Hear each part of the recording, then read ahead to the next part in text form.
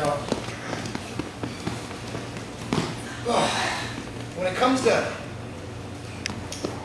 the word confidence, I never understood it. I was a big football fan. And you'd always hear the commentators say, well, he's going to need more confidence, or he doesn't have any confidence. As a kid growing up, and even a man in his early 20s, like confidence, I don't get it. All these guys must have confidence.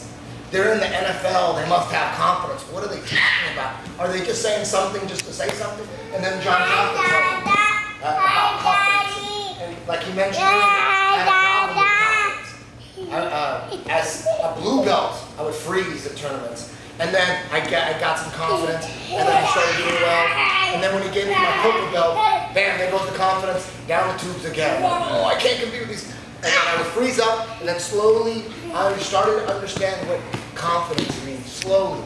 And when I was training for Hoyler the first time, he had so much confidence around me. I was just happy I got a free trip to Brazil. I wasn't trying to win nothing. These guys are going to kick my ass, aren't they? The black belt world champion? And Jean Jacques goes, you're going to go out there and you're going to impose your game and you're going to win. I'm like, okay, you can say that all you want, but I'm going to go out there and have fun. And I guess, I went out there with zero expectations, and maybe that had something to do with it. I don't know. But one thing that Jean Jacques told me a long time ago, he said quite a few things. He said, I never worked on my defense consciously. My style has always been, my offense is going to be my defense. That's what I took from football. Like, I'm going to make my offense I'm going to go after him. If I'm going after him, he's got to defend. So I never really developed great defense. But Jean Jacques kept telling me, he knew that was a hole in my game. And he said when you work on when you have good defense, you have so much confidence. And again, I didn't really get it. When you have defense, I thought I just attacked. Isn't that like defense? I didn't get it. But now, after all of these years, 19 years of jiu-jitsu, I understand exactly what he means. And a big part of my training camp for this rematch is getting my defense together finally after all these years. Sitting back and breaking down defense. And I've been out here a few times, and all I do is sit down and we go down the checklist. What are the best defenses for everything? Getting out of side control, all the stuff I never thought about. To me, side control, escape, I use my flexibility to get out of bad spots. And I always relied on my flexibility. And now, I'm still going to use my flexibility, and it worked in the first Master Broiler. It saved my ass. But now I'm working with just the non-flexible techniques, defensive techniques, guard recovery drills, and I'm sitting here with Jean Jacques, piece by piece, making it all happen. And let me tell you something.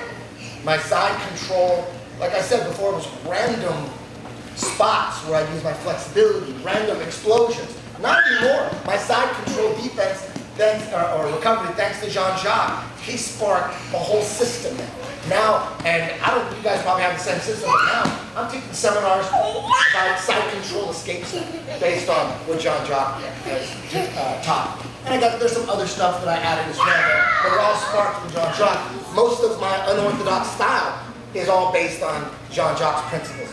My whole game, if you look at my rubber guard game, it's all based on his overhead.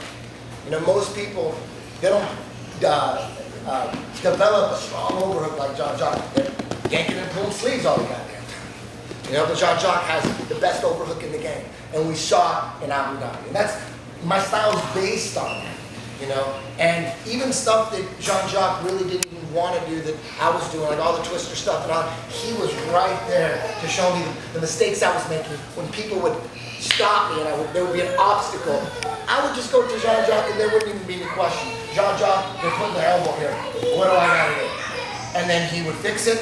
And then usually the whole group of class, you remember Tom Webb, the whole group of class was against me. They'd all huddle up next to Jean Jacques and go, how do we stop the crazy stuff he's doing? And Jean Jacques would tell them, they would stop me, and then I would go back to Jean Jacques. You showed him how to stop my stuff, well, how do I stop your elbow? He was a coach to all of us. But anyways, I'm so proud to have a Jean Jacques Machado black belt. No matter what's happened in my life, I don't like the gi too much. To me, it's just too slow. I'm sorry, guys. Don't get all mad. I like short board. You guys like the long board. Nothing wrong with that. I don't hate you. I went a pure no-gi style. And obviously, Jean Jacques, who loves the gi, and he's here. He's a big gi lover, worships the gi and all that stuff. No, but I remember when you came back, you asked me, I think I want to open a school, but I don't want to be competitors of jiu-jitsu guys. What about opening a no-gi schools? well, what happened was, I never thought I was really going to open up a school. I thought I was going to make it in the music business or something in the entertainment business. To me, it's like opening up a jiu-jitsu school. Shit, I'm going to be living in a mansion and driving and I'm going to be on yachts, dude. I ain't trying to teach nobody. But reality set in. And then, I always thought back, if I ever had to teach, I'm going to have every night no-gi, because no-gi night at Jean Jacques, that was the best. I would look forward to that one. Thursday night, so I'm like, running red lights. You know, and John and Matt Baker's all like, oh, Bakersfield this, I drive from Bakersfield this and that. No traffic, that's an hour and a half. Try getting to the 6 o'clock class here from Hollywood. That's an hour and a half. That's an hour and a half. That's right. When people tell me now, like, oh man, because I teach out of downtown LA, oh, it's the drive downtown. I always got some, you know, when I was your age, I took the Laurel Canyon over at 4:30 in the afternoon. Like, what? Laurel Canyon, 4:30? Think about that. I'd rather go no traffic to Bakersfield. That would be way easier. Now with the podcast, back then there was no podcast. You had the radio and your own CDs. And you know you get sick of your damn CDs quick. You get stuck with the radio. Commercials and stuff. Now you got podcasts and you're complaining about a 20-minute drive? Jesus Christ. Anyway, again, I was proud to be a blue belt under Jean Jacques. Like, to me, Jean Jacques, he was a living legend. We're like 2 years apart, but I feel like he's my grandfather. Ain't a technique on it. I really feel like, and anytime we roll, I know he's gonna beat me down. I'm not even trying to beat him, really. I'm just trying to survive. Man, I survived 5 minutes with Jean Jacques. That's a gold medal to me. How many brothers and sisters he has? How many brothers and sisters? How many brothers? Brothers and sisters. Oh, brothers. You talking the strip club days? Do they count? How many? Talk to the count. My mothers and sisters. Well, my mom has, I have an older brother and a younger sister, there's 3 of us, but on my dad's side, he made Helio do backflips in the crib. He had 19 kids from 8 different chicks, so. You see, his family he goes around that has to be on the family direction away. Lots of brothers and sisters, you might not even know. My point is, Jean Jacques, he's like my grandfather, but, man, think about what he's done. There's only so many legends out there, like real legends in the grappling game. There's only so many. And the first Abu Dhabi legend, this is an Abu Dhabi legend right here. Back when you had the legend.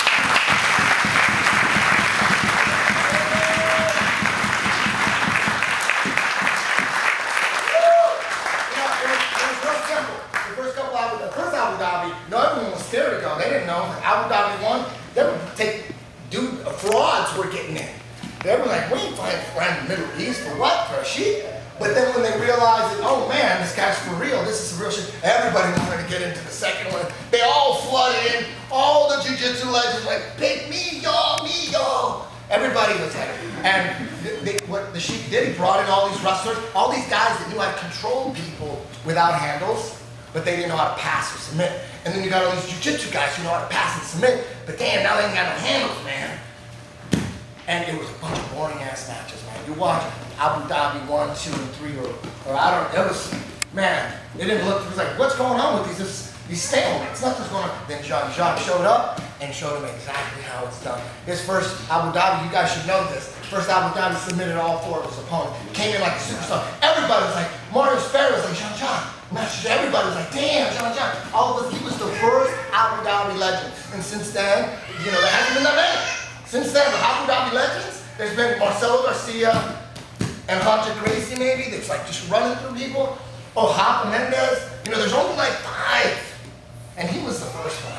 Woo! That's Muhammad Ali right there.